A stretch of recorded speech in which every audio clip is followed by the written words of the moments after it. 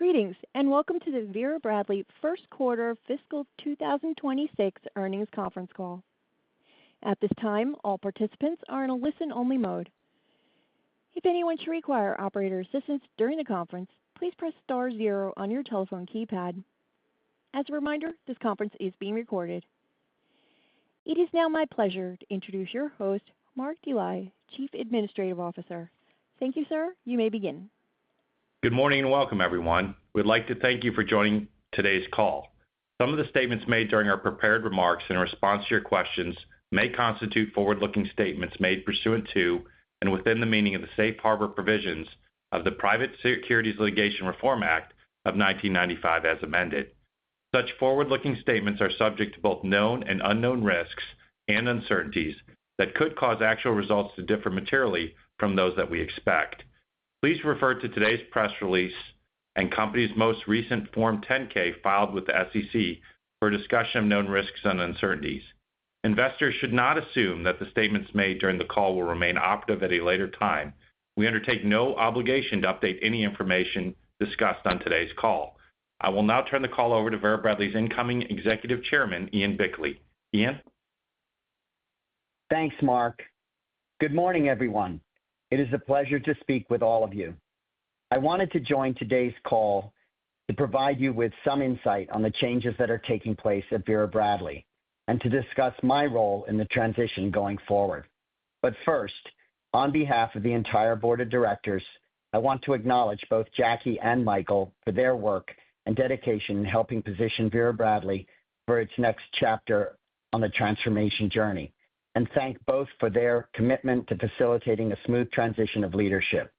We also wish them well in their future endeavors. As you heard from today's announcement, Jackie will be departing the company at the end of July. The board of directors has launched a nationwide search to find the next CEO.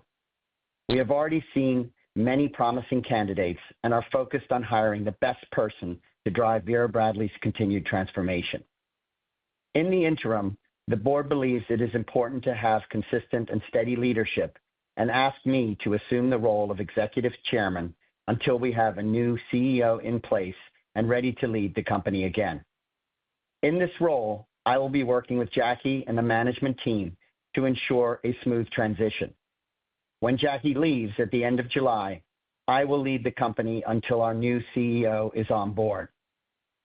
Concurrent with this change, the board has announced the formation of a new strategy and transformation committee.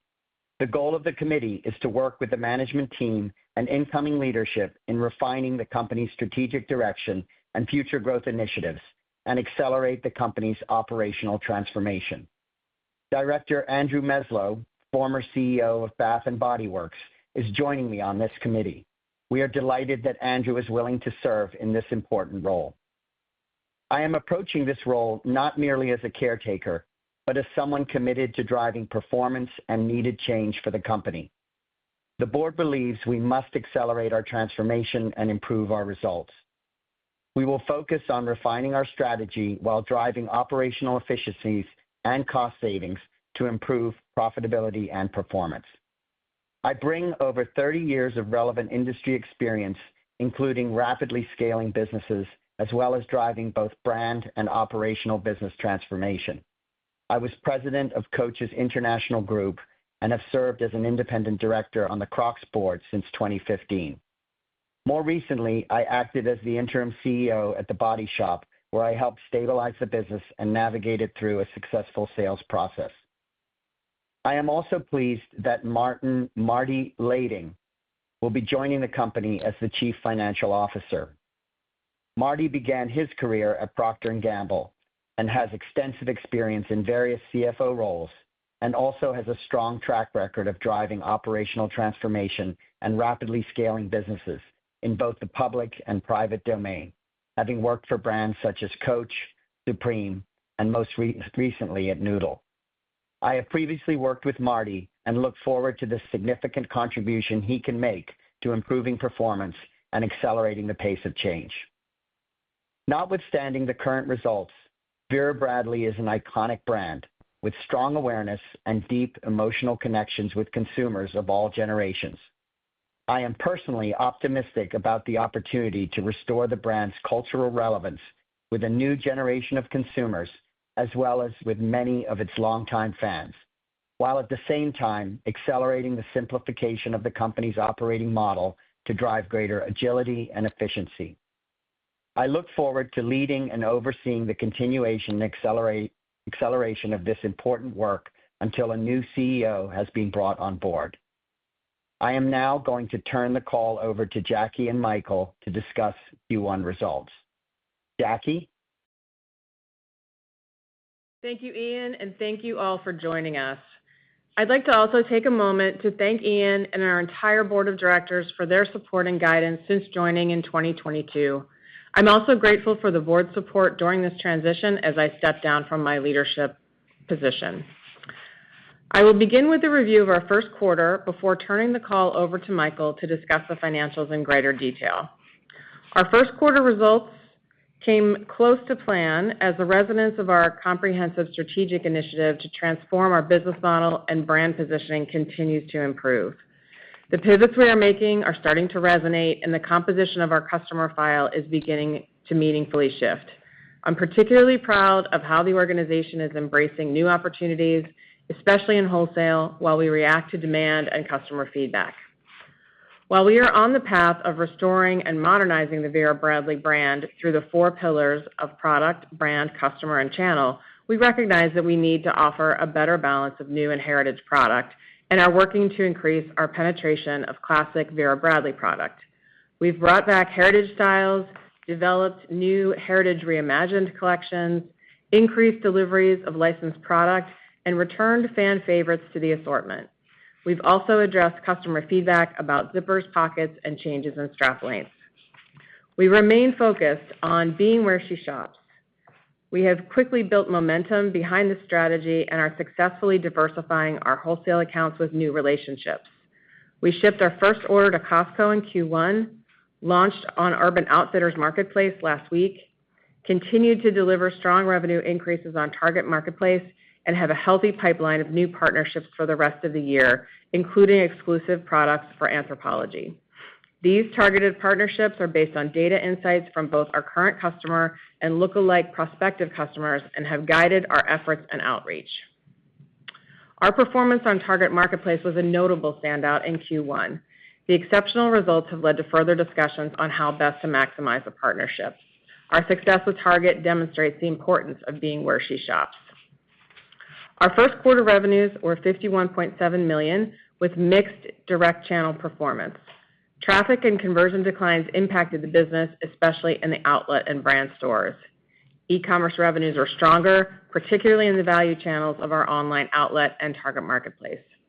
Our annual outlet sale happened mostly in Q1, where we welcomed tens of thousands of shoppers to Fort Wayne, Indiana, and achieved our sales plan.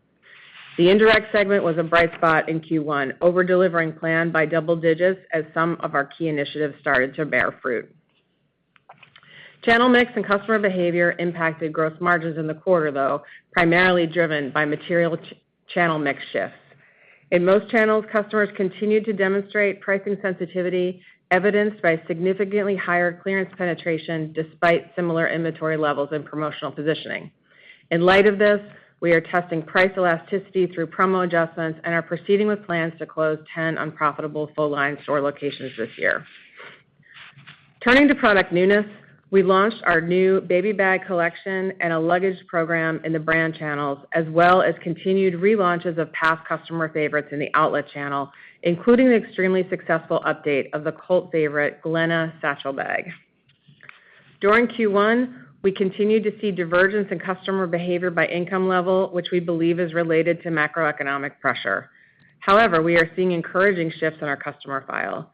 At the end of the quarter, recently acquired new customers comprised 45% of our active 12-month file versus 30% last year.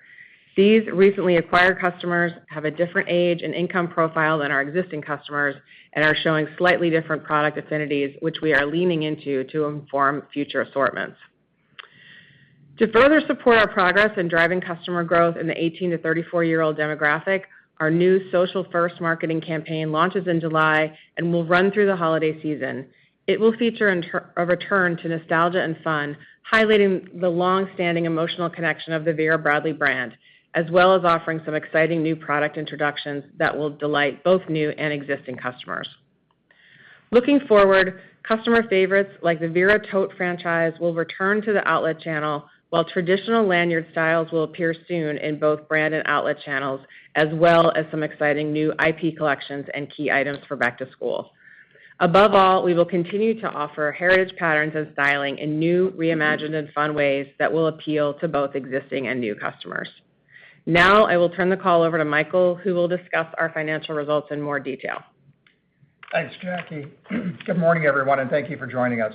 I have a few brief comments to make about our performance for the quarter.